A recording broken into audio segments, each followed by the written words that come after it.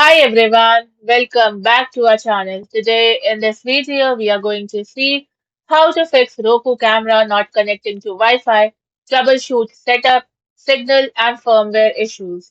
Fix 1. Verify your Wi-Fi network. Make sure your router is turned on and connected to the internet.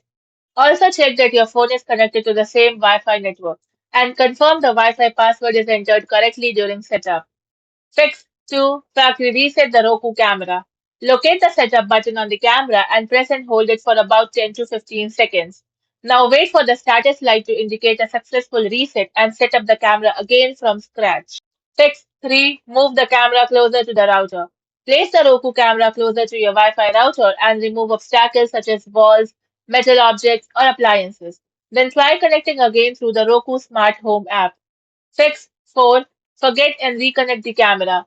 Remove the camera from the Roku Smart Home app and start the setup process again. Then re-enter your Wi-Fi details and reconnect. Thanks for watching, and for more such informative videos, do like, share and subscribe to our channel.